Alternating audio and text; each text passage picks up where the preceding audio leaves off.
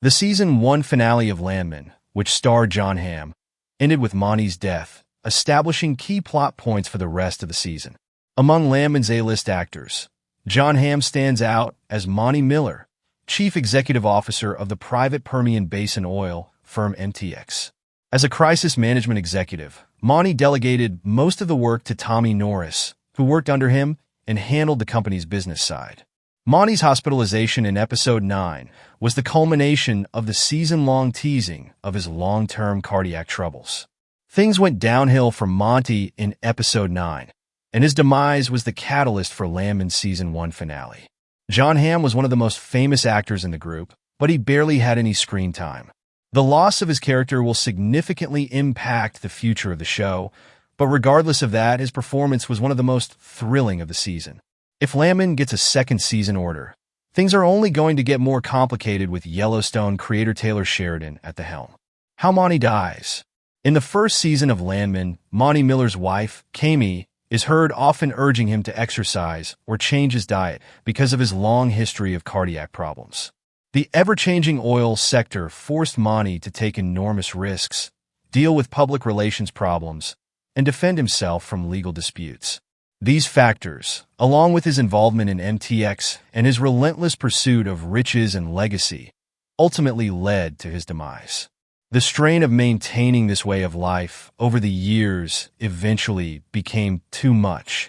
Episode 9 was the beginning of Monty's dangerously high heart rate, according to the doctors. As a result, he had to be placed under while the medical personnel waited for him to get well enough to have a heart transplant.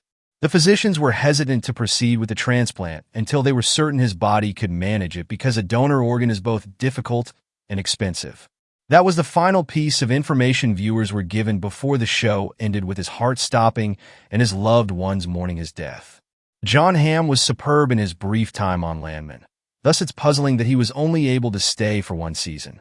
Having said that, clues may lie in Jon Hamm's recent professional behaviors and in narrative reasoning. First of all, it's logical that Tommy, the protagonist of the series, isn't the CEO of the company. That way, he can be more hands-on with M-Tex's operations. On top of that, it differentiates it slightly from Yellowstone. Now that Tommy is beginning at the bottom, he can rise through the ranks in a special and significant way.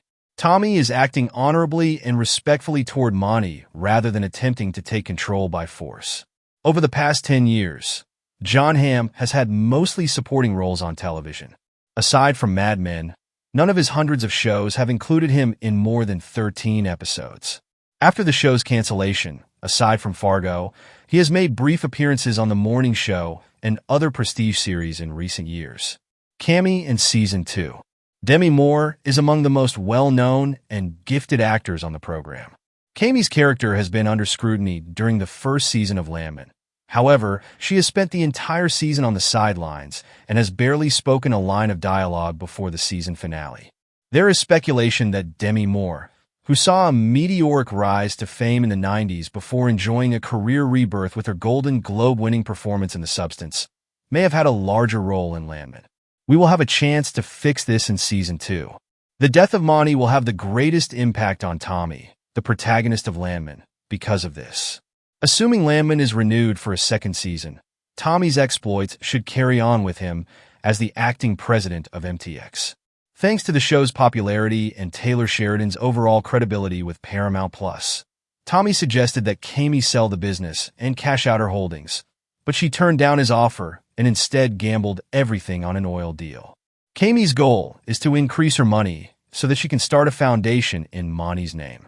She wants to leave a lasting legacy for her late spouse by giving back to the world through philanthropy and charity. To show his respect for Cammy and Monty, Tommy will give in to her demands about the money, even though he probably doesn't want Cammy or Monty to suffer as much as she does. It follows that Tommy will play a pivotal role moving ahead. Several tales for Landman are set up in Season 2. To start, Tommy has consented to resume regular operations with the cartel, but Galino is determined to reach a deal that benefits all parties. It would not be shocking if, in his desperation, he made a risky deal with a drug lord, considering the dangers he is taking. For Cammy, the next potential source of tension within the Norris family is Cooper's business strategy. which may lead him into conflict with Tommy.